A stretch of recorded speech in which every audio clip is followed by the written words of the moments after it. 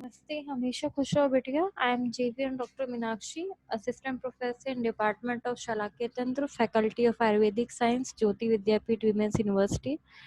Today in this session, we'll discuss the physiology of PNS or paranasal sinuses. Ventilation of sinuses. The ventilation of paranasal sinuses takes place through their ostia. During inspiration, air current causes negative pressure in the nose. This varies from 0.6 mm to minus 200 mm H2O, depending upon the force of inspiration. During expiration, positive pressure is created in the nose, and this sets up eddies which ventilate the sinuses. Thus, ventilation of sinuses is paradoxical. They are emptied of air during inspiration and filled with air during expiration. This is just the reverse of what takes place in lungs, which fill during inspiration and empty during expiration. Then mucociliary clearance of sinuses, maxillary sinus. Mucus from all the walls of the maxillary sinus, anterior, medial, posterior, lateral, and roof, is transported by the cilia to the natural ostium and then through it into the middle meatus. Mucus always drains from the natural ostium, even through accessory ostia be present in the fontanelle. It is also observed that inferior meatal enterostomy made in Calvel-Luke operation provides ventilation to the sinuses, but it does not help in mucociliary clearance, which still takes place through the natural ostium. Then frontal sinus. Mucociliary clearance of the frontal sinus is unique. Mucus travels up along the interfrontal septum, along the roof of the lateral wall, along the floor, and then exits through the natural ostium.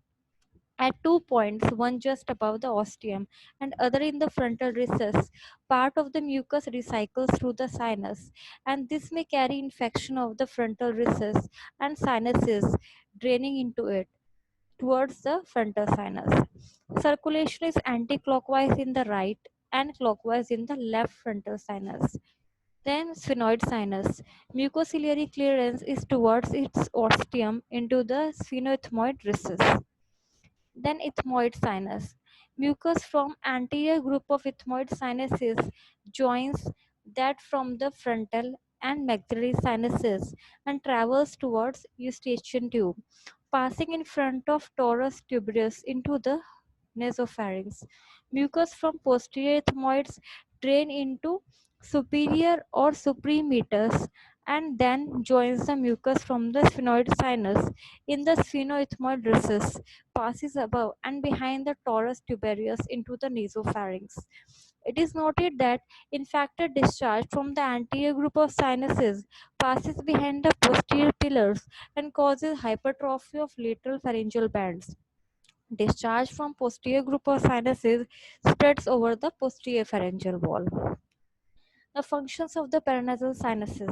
It is not clear why nature provided paranasal sinuses. Probable functions are air conditioning of the inspired air by providing large surface area over which the air is humidified and warmed, to provide resonance to voice, to act as thermal insulators to protect the delicate structures in the orbit and the cranium from variations of intranasal temperature, to lighten the skull bones, to provide extended surface for olfaction. Olfactory mucosa is situated in the upper part of nasal cavity and extends over ethmoid as well. To provide local immunologic defense against microbes. To act as buffers against trauma and thus protect the brain against injury. For example, frontal ethmoid and sphenoid sinuses. So here completes the physiology of the paranasal sinuses. Thank you so much. This session is powered by Digital Version 2.0, Jyoti Vidyapeeth Women's University.